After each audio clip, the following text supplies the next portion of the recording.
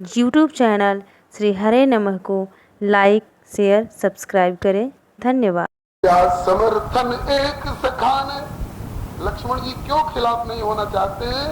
अपना विचार दिया एक सखाने, किया समर्थन एक सखाने कि लखन उचिती कहीं, क्योंकि राम विमुख जे भय जीवत नरकों ठोर न ले।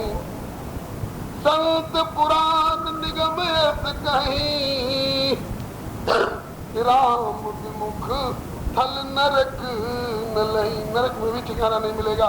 राम जी की खिलाफत करने की बात कर रहे हैं।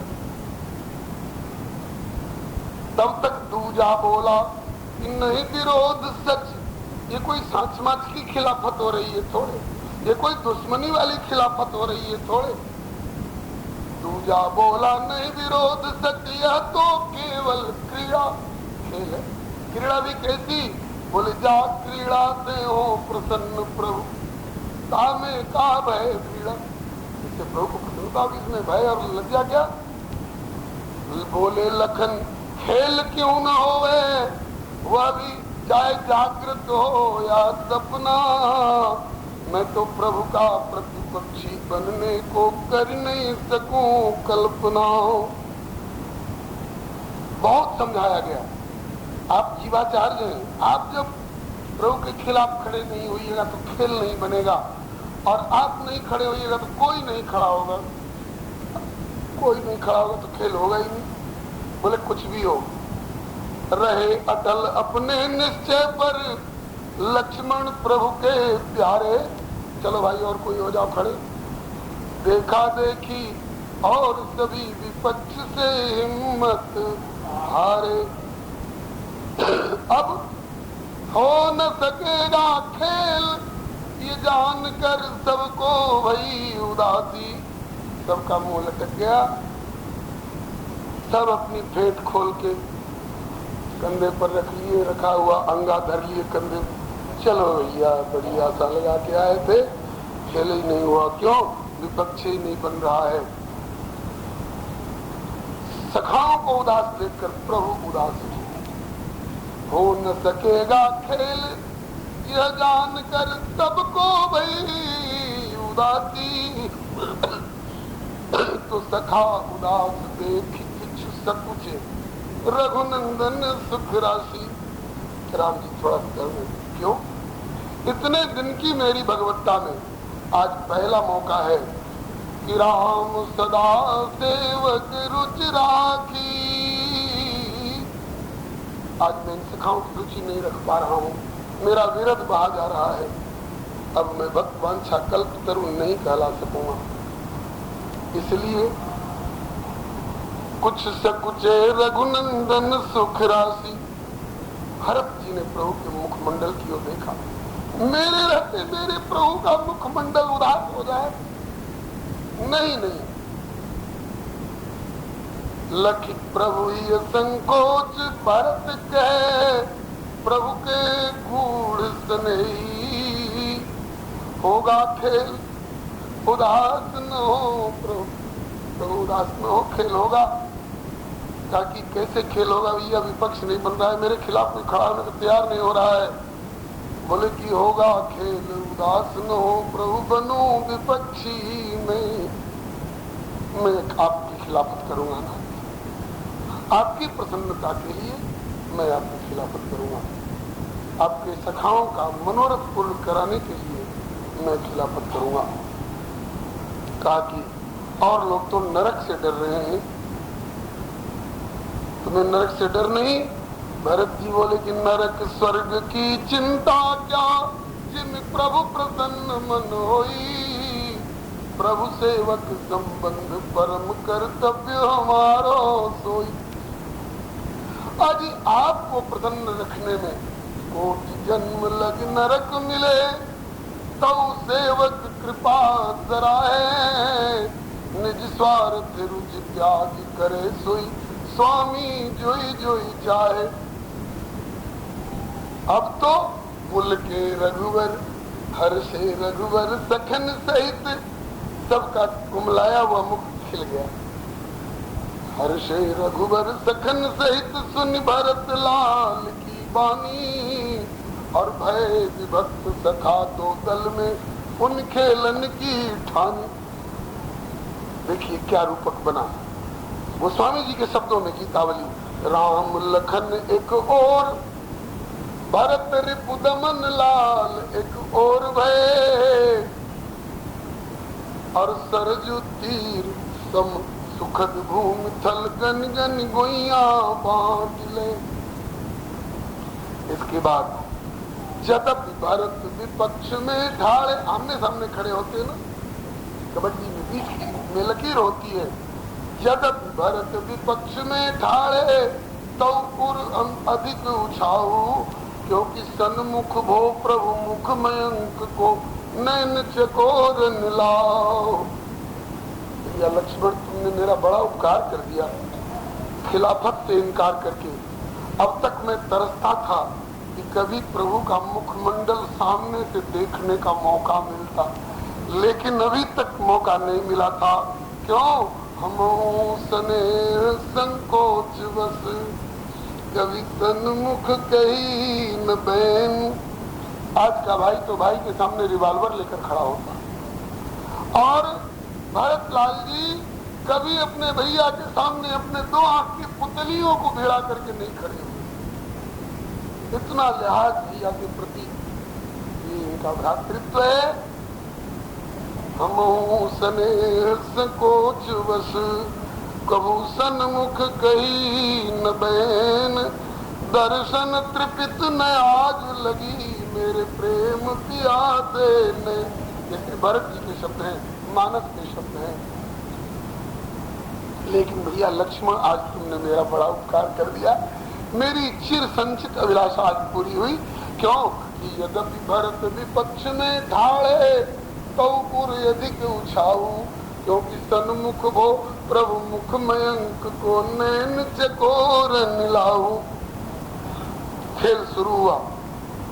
खेल में प्रभु रुख राखत भरत लाल, पुन प्रभु ही भरत स्नेहु, खेलत मन गुण भरत प्रीत, प्रभु पुनि पुनि होत विदेह। खेल शुरू तो हो गया, लेकिन प्रभु भरत के इस प्रेम पूर्ण भावना में ऐसे उलझ गए। भैया भरत मेरी प्रसन्नता का, मेरे मुखोल्लास का कितना ख्याल रखता है। मेरे लिए करोड़ जन का नरक भी मिल जाए तो प्रसन्न रहता है। ऐसे भरत को मैं कभी नरक में जाने दूंगा? जरूरत पड़ेगी शपथ खाने की तो मैं भरत की शपथ खा करके उसमें खाऊंगा। लखन तुम्हार शपथ की तू आना, सुचि सुबंधु नहीं भरत समाना। गुरुदेव से कहते हैं, गुरुदेव नाथ शपथ पितु चरण दुहाई, भयउ न भुवन भरत सम भाई। तो प्रभु इस भावना में इतने डूब गए कि भूल गए कि कब भरत आए और मुझे छू करके चले गए, मुझे हारना पड़ा। सुप्रभु रुख राखत भरत लाल, पुन प्रभु ही भरत स्नेहु, खेलत किंतु मन गुण भरत प्रीति, प्रभु पुनि पुनि होत विदेहु। शिथिल प्रेम परवश प्रभु ऐसे, तन मन भय अजीते, कि हारे अजित अनंत अनाम, भरत शत्रुघ्न जीते। गोस्वामी जी के शब्दों में, एक कहत भई हार राम जो की, और एक कहत भैया भरत जय। तू दिस समुझी कहत सब लोगू, कि तब विधि भरत सराहन जोरू। भैया भरत जीत गए, भैया भरत जीत गए, भैया भरत जीत गए। दूसरा दल कह रहा है राम जी हार गए, राम जी हार गए, राम जी हार गए। बात देखिए, भरत जी जीत गए कह लीजिए, चाहे राम जी हार गए कह लीजिए। अब लोग, हाँ लोग भैया भरत को बधाई देने आए। भरत विजय लखी सुनी उमंग बस बहुतक लोग लुगाई। धन्य भरत जय धन्य भरत कई आए देनु बधाई। भैया भरत बधाई है, भैया भरत बधाई है। इस बात की बधाई भाई, बोले आप जीत गए हैं इसलिए ना। भरत जी जीते हुए भरत जी, ये नहीं कहते जीत गया भाई, जीत गया ठेला वाला जीत गया। जीते हुए भरत की स्थिति देखिए क्या है। भरत जी क्या करते हैं, लोग कहते हैं भैया भरत बधाई है, बधाई है। तो भरत जी कहते हैं कि भैया बधाई मुझे क्यों दे रहे हैं? कहा कि इसलिए कि आप जीत गए, और जीते भी है तो किससे जीते? जीती को सके अजय रघुराय, जो अजित कहलाते हैं उनको आपने जीता है। अब तक रिकॉर्ड था जीत को सके अजय रघुराई, आज आपने रिकॉर्ड तोड़ दिया, अजित को जीत लिया। तो भरत जी कहते हैं कि भले जीत मेरी हुई है, लेकिन भैया बधाई का पात्र मैं नहीं हूँ। बधाई देनी हो तो भैया को बधाई दो। वाह, अब तक तो जीतने वाले को बधाई दी जाती रही है, आज जीते हैं आप, बधाई हम भैया को क्यों दें? तो बोले कि इसलिए कि मेरी जीत में श्रेय उन्हीं का है। मैं प्रभु कृपा रीति जिय जोई, वो तो हारे खेल जिताई मोई। शिशुपन ते, इसी का संकेत है, भरत जी के वचन है। शिशुपन ते परिहर न संगु, प्रभु कबहु न कीन मोर मन भंगु। प्रभु ने मेरा मन कभी टूटने नहीं दिया, मेरा दिल छोटा नहीं होने दिया। प्रभु ने बराबर मेरा हौसला बढ़ाया। मेरे हारते हारते भी प्रभु स्वयं हार स्वीकार कर लेते हैं। तो मेरे जीतने में उनकी कृपा काम कर रही है, मेरी योग्यता नहीं काम कर रही है। भैया वो तो हारे खेल जीता हुई, मोहित की बधाई देना हो तो उनको दो। ये तो भरत जी की दशा है। अब राम जी को देखिए, हार के हताश बने में, घूंघट में मुंह छिपाए किसी कोने में एल्यूड्रीन पीने की सोच रहे होंगे, आत्महत्या की सोच रहे होंगे। बहुत से लोग हार के आत्महत्या कर लेते हैं। राम जी हाय हाय मचा रहे होंगे, नहीं साहब। लोग आए पूछने के लिए, प्रभु आज क्या हो गया, आज आप कैसे हार गए, या भरत कैसे जीत गए? तो प्रभु कहते हैं कि इस खुशी में आपको क्या बख्शीश दूं।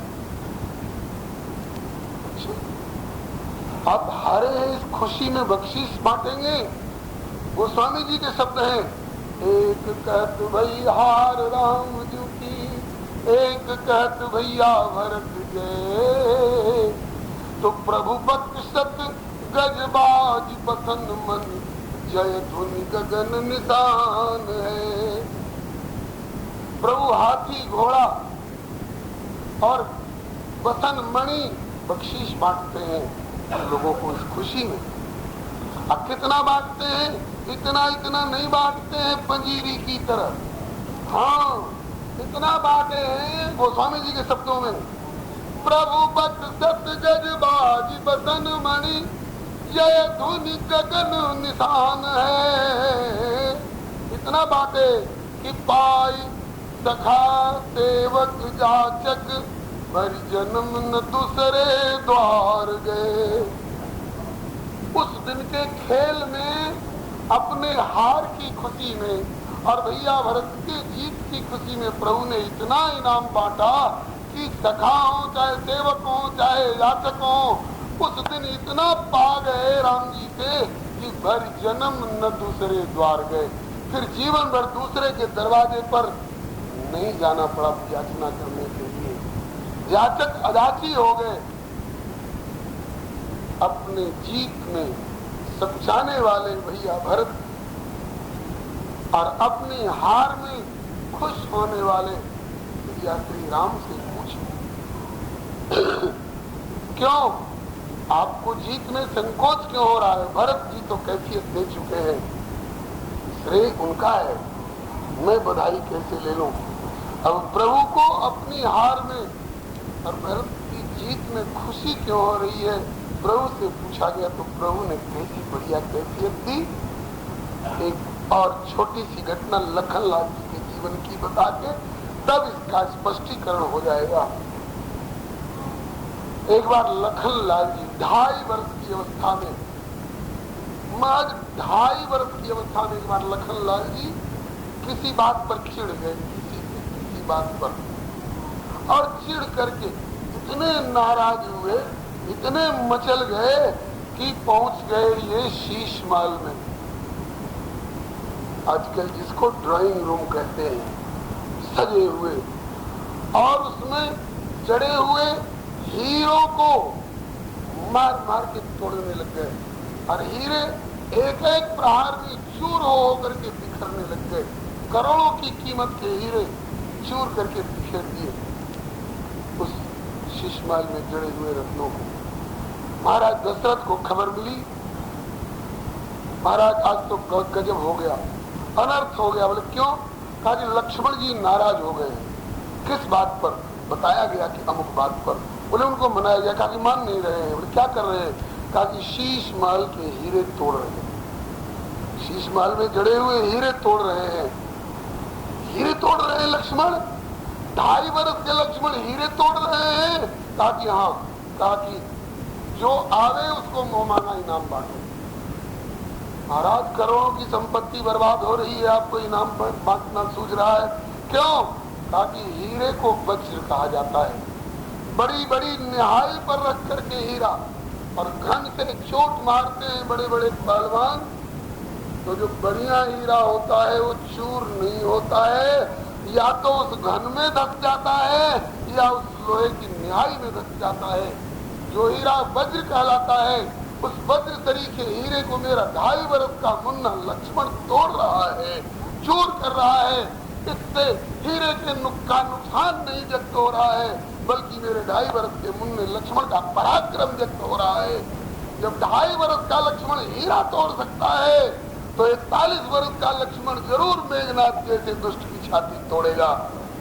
हमें अभी का नुकसान नजर नहीं आ रहा है, मेरी निगाह आगे के लक्ष्मण के पराक्रम और जगत के रक्षण पर जा रहा है। इस खुशी में मैं इनाम बांट रहा हूँ। आज प्रभु से पूछा गया, प्रभु अपने हार में और भरत की जीत में किस बात की खुशी हो रही है आपको, जो इतना इनाम बांट रहे हैं? 2 भाव है। एक तो ये कि भैया भरत दूसरे होते तो उनकी जीत में मैं गमी मनाता, लेकिन तुम जानो कभी मोर सुहाऊ, भरत मोहि कछु अंतर काऊ। भरत में और मुझ में कुछ अंतर है। भरत की जीत मेरी अपनी जीत है भैया, भरत की जीत मेरी अपनी जीत है, क्योंकि भरत मेरे अभिन्न है। और दूसरा भाव सबके सामने कहने की चीज नहीं थी, लेकिन किसी अंतरंग सखा के कान में ये बात बताई कि भरत की जीत में मुझे किस बात की खुशी हो रही है। कहा भैया मुझे 14 वर्ष के लिए वन में जाना है, मेरी योजना है पृथ्वी का भार उतारने के लिए। तो उस 14 वर्ष की अवधि में मैं तो बाहर रहूंगा, लक्ष्मण के साथ बाहर रहूंगा, और मेरे पिताजी भी हो सकता है मणि बिन फणि और जिन जल बिन मीना वाले वरदान के अनुसार चले जाए यहाँ से। तो उस स्थिति में अवध अनाथ होने की स्थिति आ जाएगी। तो कहीं अगर मेरे शत्रु ने कहीं अवध पर कुछ प्रहार किया, आक्रमण किया, तो अवध की रक्षा मेरी अनुपस्थिति में कौन करेगा? बोले वही कर सकता है जो अधिक को जीतता है। भरत रहेंगे अवध में तो उस समय मुझे केवल वन की चिंता रहेगी, मुझे अवध की चिंता बिल्कुल नहीं रहेगी। तभी तो ये बात कहेंगे कि बाटी विपत्ति सब ही मोहि भाई। इसकी व्याख्या में श्री वैष्णवदास जी कहा करते थे, क्यों जी, क्या इन्होंने विपत्ति बांटी है? 14 वर्ष में से 7 वर्ष उनको छोड़ देते, 7 वर्ष इनको छोड़ अपने भुगत लेते, तब तो होता कि हाँ विपत्ति बांट ली। क्या विपत्ति बांटी है? बोले ये विपत्ति बांटी है कि विपत्ति के समय में श्री अवध की तरफ से, प्रजा की तरफ से, प्रजा की सुरक्षा की तरफ से भरत जी ने श्री राम को निश्चिंत कर दिया है। भैया आप उधर की देखो, इधर से आप निश्चिंत रहो। ये बाटी विपत्ति सब ही मोहि भाई, तुम्हें अवध भरी बड़ी कठिनाई। तो भारत से कुछ सिरनाई कहत, मैं कहा जीत वे लायक, जान अयान जिताए दिए मोहि कृपा सिंधु रघुनायक।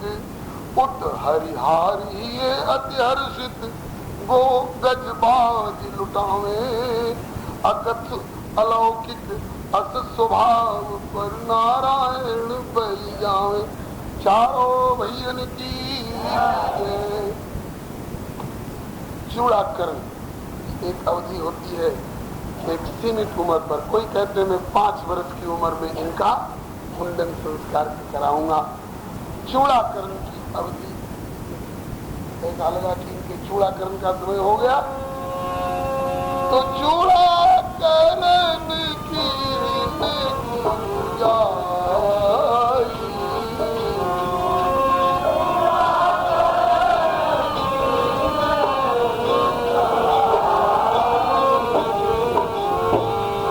विप्रन पुनि दक्षिणा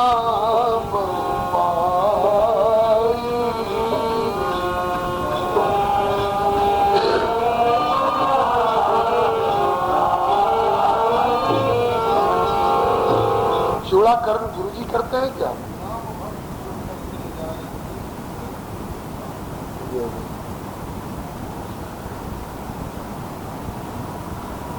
श्री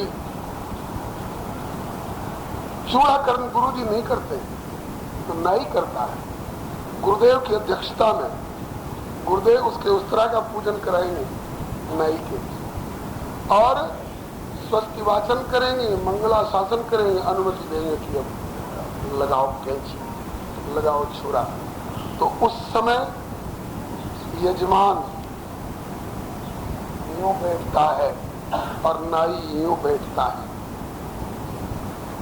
श्री हरिजन जी एक बड़े रसीले संत हुए हैं, नारायण स्वामी जी के प्रिय शिष्य। उन्होंने इस झांकी को प्रस्तुत किया है। वो नाई कह रहा है, तू परम धन्य अवधेश का हूँ मैं नाई, मेरे सामने आज किसकी बड़ाई। झुकाते हैं सर जिनके चरणों में शंकर, मेरे सामने बैठे वो सर झुकाई।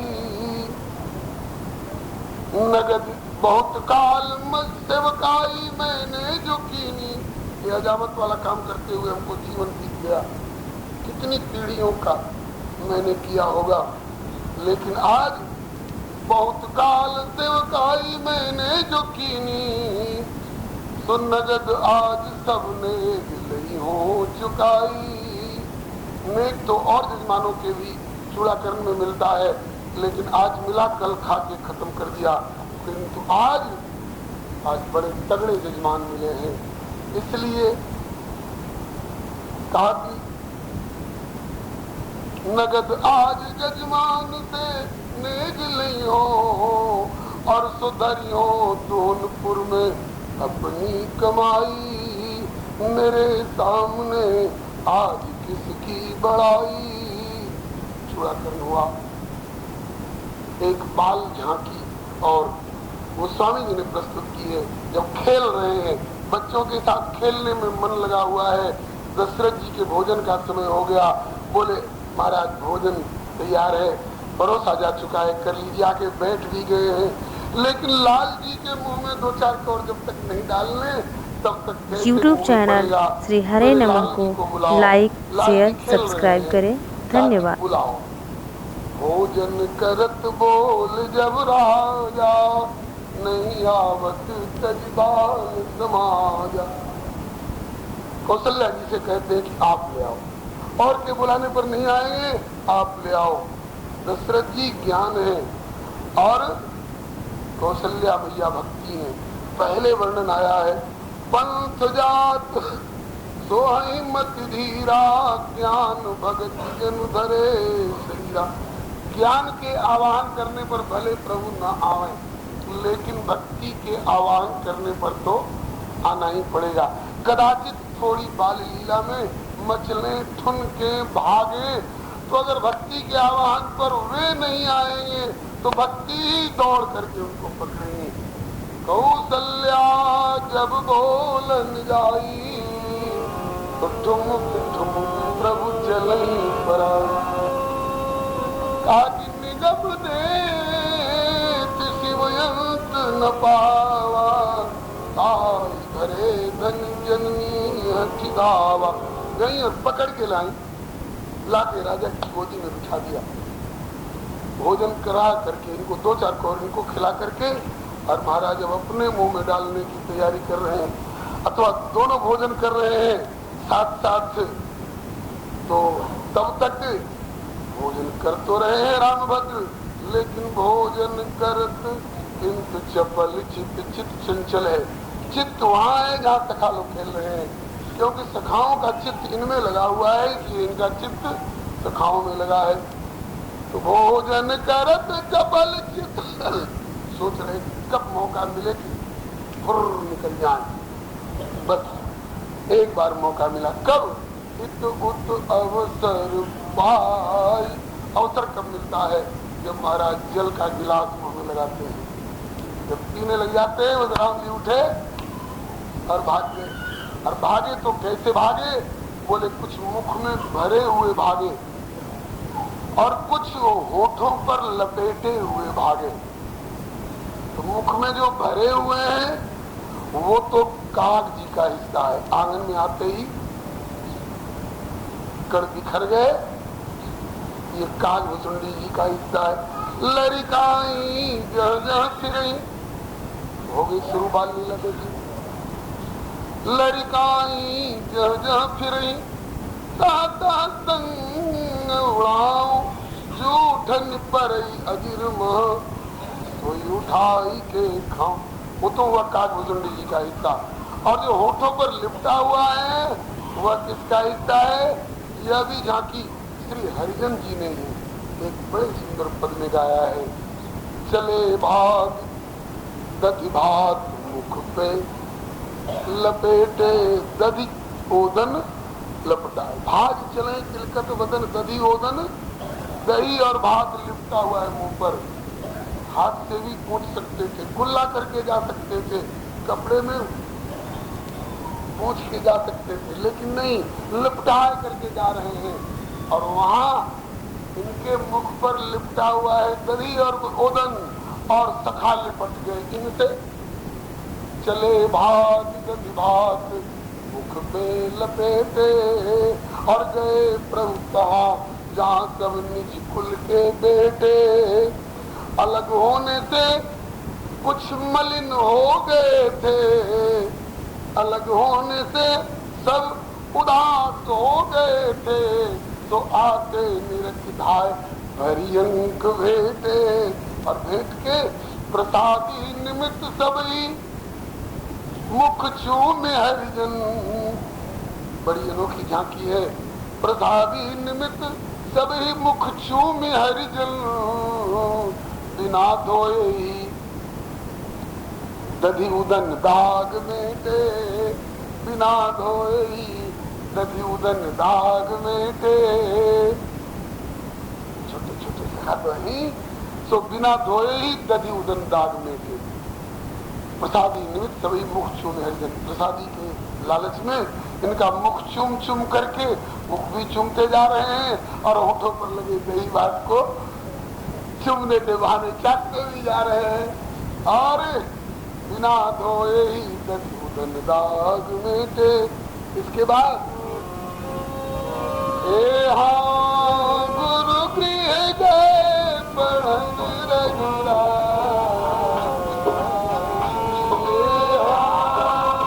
गुरु गृह गए पढ़न रघुरा।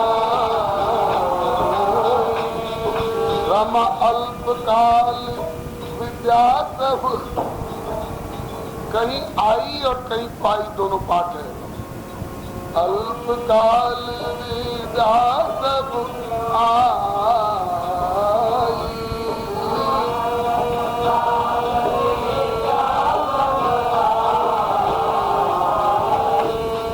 अथवा अल्पकाल विद्या सब पाई।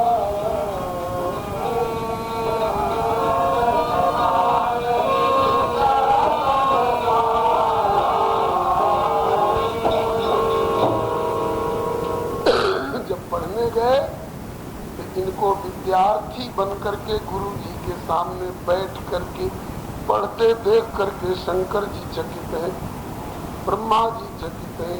कौन पढ़ रहा है? कहा कि जाकी सहज श्वास श्रुतिचारी, यस्य निश्वसितो वेदा। इनके श्वास, वेद जिनके श्वास से निकले, इसलिए अल्पकाल विद्या सब पाई, अभी पाई नहीं आई। कहाँ से कहाँ आई? गुरु जी से शिष्य में आई। कहा कि नहीं साहब, मानस से मुख पंकज आई। बोलो घटवत्सल भगवान। धरती में पानी है ना, कहाँ? जहाँ आप बैठे हैं वहाँ पानी है, कि जहाँ वे बैठे हैं वहाँ पानी है? जहाँ आप बैठे हैं वहाँ भी पानी है, जहाँ वे बैठे हैं वहाँ भी पानी है, जहाँ महाराज जी बैठे हैं वहाँ भी पानी है, जहाँ हम बैठे हैं यहाँ भी पानी है। चप्पे चप्पे पर पानी है, लेकिन बोरिंग करना पड़ता है, और बोर करके और फिर इसके बाद एयर टाइट करना पड़ता है, और फिर उसके बाद पानी अपने आप निकलना शुरू हो जाता है। तो एयर टाइट करने के लिए ऊपर से 2 लोटा पानी पहले डालना पड़ता है। तो इसी तरह से विद्या सब इनके भीतर ही है, केवल गुरु जी के श्री मुख से 2-4 लोटा पहले डालना पड़ेगा, तब भीतर वाली विद्या। वैसे सब आई है, सब पाई है, न आईनी है और न पानी है। ये तो इसलिए पढ़ रहे हैं कि अगर मैं नहीं पढ़ूंगा तो इस घटना का इतिहास बनेगा। आगे के कुमार साहब लोग कहेंगे कि राम जी तो विद्यालय गए ही नहीं, राम जी पढ़े ही नहीं, फिर हमको विद्यालय जाने की और हमको पढ़ने की क्या जरूरत है। तो बड़े लोगों को अपने लिए आवश्यकता न भी हो तो भी औरों को कर्तव्य कर्म की शिक्षा देने के लिए क्रियात्मक रूप में करके दिखाना पड़ता है। जैसे बच्चे से कहते हैं कि बेटे मत्था टेक, बच्चा कहता कि नो। माता पिता कहते हैं कि देख ऐसे टेक, कैसे टेक? जैसे मैं। तो अपने मत्था टेक करके बच्चों को मत्था टेकना सिखाया जाता है। इसी तरह से अपने विद्या पढ़ करके अपने बाल बच्चों को, अपनी प्रजा को, अपने मित्र वर्ग को विद्या पढ़ने का पाठ पढ़ाया जाता है। इसलिए श्री राम जी विद्या पढ़े और पढ़ करके लौटे। तब अब दशरथ जी को चिंता लगी कि गुरु जी की कृपा से लाल तो बड़े सुंदर सुंदर मिले, अब इनके अनुरूप बहू कहाँ मिलेगी। बोलिए श्री दशरथ जी महाराज की। अब इनके अनुरूप बहू कहाँ मिलेगी, इस बात की चर्चा श्रीमद् वाल्मीकि रामायण में। ये संगत वाली बात है, कितनी बढ़िया संगत बैठती है वाल्मीकि रामायण से, ध्यान देंगे। अर्थ मूल श्लोक है, अथ राजा दशरथ तेषां दारक्रियां प्रति, दारक्रिया माने पत्नी की प्राप्ति। अथ राजा दशरथ तेषां दारक्रियां प्रति, चिंतयामास धर्मात्मा सोपाध्याय बांधव सोपाध्याय बांधव चिंतयामास धर्मात्मा तेषां दारक्रियां प्रति चिंतयामास धर्मात्मा।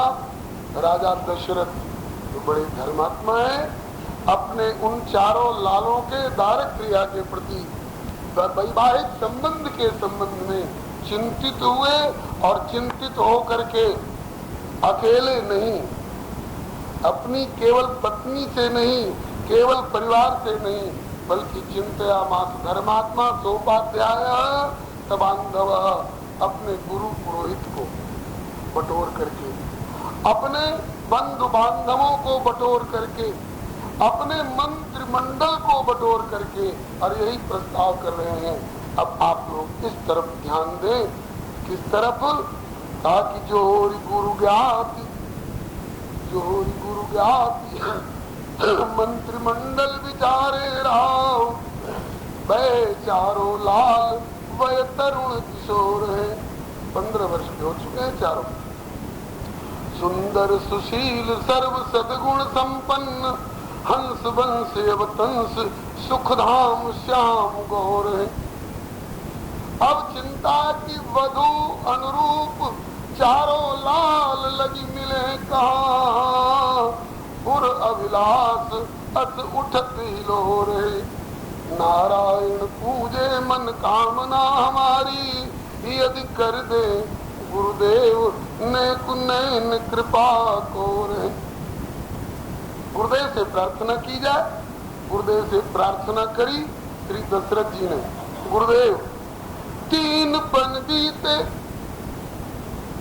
जिस तरह से हम कुछ लाभान्वित हुए हों, जिनके माध्यम से उनके प्रति कृतज्ञ रहना चाहिए, कृतज्ञता ज्ञापन कर रहे हैं। गुरुदेव 3 पन बीते, चौथे पन में 4 लाल मिले, रावरी कृपा से भयो पूर्ण मन काम जू, परम ललाम कोटि काम अभिराम चारों, तदपि अधिक गुण सागर बबुआ राम जू। चिंता अब एक इनके सब विधि अनुरूप बहु, मिले कौन लोक कौन दाम कौन ठाम जू। लेकिन विश्वास है यह भी अभिलाष होवे पूर्ण श्री चरण की कृपा, नारायण नाथ मन पावे विश्राम। इनके अनुरूप बहु मिल जाए तो मन विश्राम प्राप्त कर जाए। तो गुरुदेव ने आश्वासन दिया, जैसे पुत्र होंगे इसके लिए आश्वासन दिया था। दारहु धीर हुई है सुत जारी, त्रिभुवन विदित भगत भयहारी। ऐसे ही आज पुत्र वधुओं की प्राप्ति के लिए भी गुरुदेव आश्वासन दे रहे हैं। चिंता चित्त त्याग कीजे, चिंतन चरण चारु। करर वाले बाबा कहते हैं कोई बात आती है चिंता में और उनके सामने कोई आता, महाराज इस बात की बड़ी भारी चिंता लग रही है, बाबा कहते हैं चिंता छोड़ो चिंतन करो। ये जीवन भर बहुत बड़ा सहारा देने वाला इतना जोरदार वाक्य है। किसी भी प्रकार की चिंता आवे तो चिंता छोड़ो चिंतन करो। समस्त चिंताओं को मिटाने वाली एकमात्र अचूक दवा है भगवत चरण चिंतन। भगवत चरण चिंतन। गुरु वशिष्ठ बोल रहे हैं, चिंता चित्त त्याग कीजे, चिंतन चरण चारु।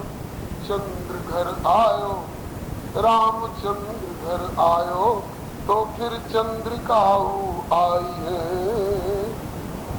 रामचंद्र घर आयो तो फिर चंद्रिका आई है। कैसे? बोले काया संग छाया, जैसे काया संग छाया और माया संग माधव के, ऐसे ही भानुवंश भूषण संग प्रभा छवि छाई है। नारायण कितने दिनों में? बोले नारायण अवसर अनुपम समीप ही है, अब वह अवसर समीप ही है, ये औध सौध आंगन सुबेगी जगमगाई है, संत की कृपा से सुपुत्र मिले राम भद्र, संत की कृपा से सुपात्र मिले पुत्र, वे ही संत भगवंत पुत्र वधु भी मिलाई है। आपका संत और सद्गुरुजनों के प्रति विशेष विश्वास रहा है, उन्हीं संतों के माध्यम से आपने पुत्रष्टि यज्ञ कराया है और आपका पुत्र प्राप्ति वाला मनोरथ पूर्ण हुआ। तो जिन संतों की कृपा से आपका पुत्र प्राप्ति वाला मनोरथ पूर्ण हुआ, उसी तरह से कोई संत ही बीच में माध्यम बन करके, बिचौलिया बन करके पुत्र वधु भी मिला देंगे, घबराइए नहीं। यह बातें हो ही रही थी और श्री वाल्मीकि जी के शब्दों के अनुसार तस्य चिंतयमानस्य मंत्री मध्ये महात्मना अभ्यागच्छन् महातेजा विश्वामित्रो महामुनि। बिल्कुल उसी समय जब पंचायत उठी नहीं थी, अभी पंचायत बैठी थी, उस पंचायत में गुरु जी हैं, पुरोहित जी हैं, मंत्री लोग हैं, अपने जात भाई लोग हैं, अपने पारिवारिक लोग हैं, सब जुटे हुए हैं और प्रश्न यही उठाया गया है, चारों लाल के अनुरूप बहू कहाँ मिलेगी, कब मिलेगी, कैसे मिलेंगी।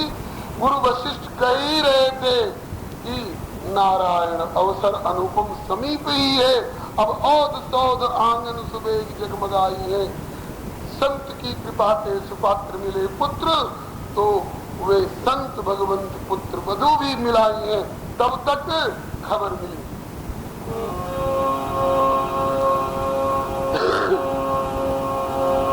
विश्वामित्र महर्षि आए, अभ्यागच्छन् महातेजा विश्वामित्रो महामुनि।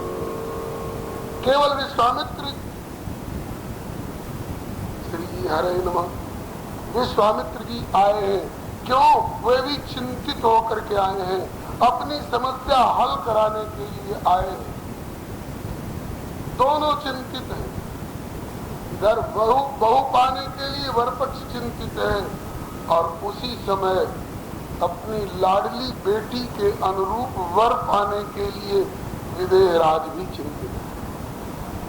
कल हम लोगों ने श्री राम जी के जन्म की बधाई गाई थी। अब इस प्रसंग को हम यहीं रख करके, जब बहू की खोज होगी तो पहले बहू का प्राकट्य तो हो। श्री किशोरी जी के प्राकट्य के संबंध में थोड़ी सी चर्चा हम लोग कर लें। जैसे कल चाउर चीनी और खीर तीनों मिलके बनी खीर, ले जा खीर तो जग जावे तकदीर राजा जी।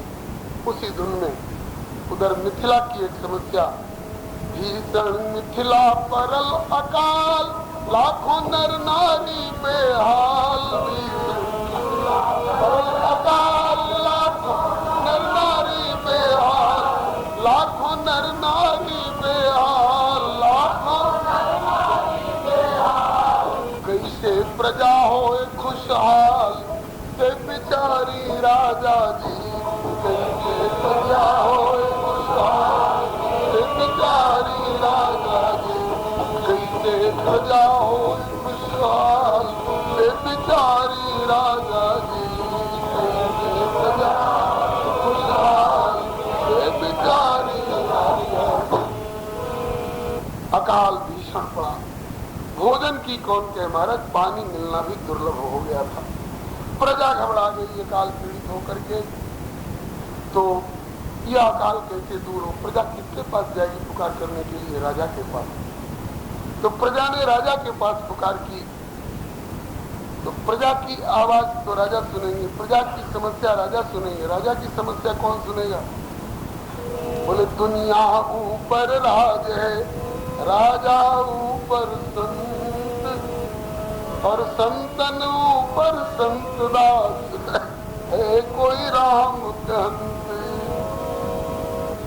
तो प्रजा ने राजा से पुकार की, राजा जनक से, और राजा जनक ने पूछे मुनिजन से भूपाल कैसे होवे दूरी अकाल। पूछे मुनिजन से भूपाल कैसे होवे दूरी अकाल, कैसे होवे दूरी अकाल। मुनियों की सभा इकट्ठी की, संतों की, और उन जैसे आज श्री राम जन्मभूमि के मामले पर संतों की सभा इकट्ठी होती है और सब मिलके विचार करते हैं, ऐसे श्री सीता जन्म की भूमिका के रूप में सारी प्रजा का दुख सुना श्री जनक जी ने, और जनक जी ने संतों की सभा इकट्ठी की आदर पूर्वक बुला करके, और सबसे कहा महाराज ये अकाल कैसे दूर हो। सब संतों ने एक मत होकर के श्री शतानंद जी जो इनके कुल पुरोहित हैं, गौतम जी के पुत्र हैं, श्री जनक जी के कुल पुरोहित हैं, शतानंद जी के माध्यम से कहवाया। आप बताइए, पूछे मुनिजन से भूपाल कैसे होवे दूरी अकाल। बोले शतानंद तत्काल बचन पुरधारी राजा जी। शतानंद तत्काल। यूट्यूब चैनल श्री हरे नमः को लाइक, शेयर, सब्सक्राइब करें। धन्यवाद। एक और अच्छा काम हमारे भैया श्याम प्रकाश जी कर रहे हैं, जिसका लाभ हमारे जैसे लोगों को भी मिल रहा है। यूट्यूब चैनल श्री हरे नमः इस नाम से, श्री मामाजी बक्सर वाले इस नाम से यूट्यूब चैनल श्री हरे नमः श्री मामाजी बक्सर इस नाम से क्रमशः महाराज जी की जो वाणी है प्रवचनों की, उनको कुछ वीडियो भी हैं, कुछ केवल ऑडियो हैं, उनको क्रमशः श्री भैया श्याम प्रकाश जी प्रसारित कर रहे हैं। हमारा सभी प्रेमियों से आग्रह है कि इस विज्ञान के युग में इस विज्ञान के उत्कृष्ट उपहार को आप लोग हृदय से समादर दें। आज इस अंश में हम विज्ञान को धन्यवाद देते हैं कि पूज्य महाराज जी की वाणी को आज भी उन्हीं के स्वर में हम श्रवण कर सकते हैं। तो आप लोग नोट कर लें, यूट्यूब चैनल श्री हरे नमः श्री मामाजी बक्सर वाले इस नाम से है। आप लोग गाड़ी में आते जाते समय, रात को सोते समय निकाल करके और प्रतिदिन महाराज जी की वाणी का श्रवण करके सत्संग लाभ प्राप्त करें।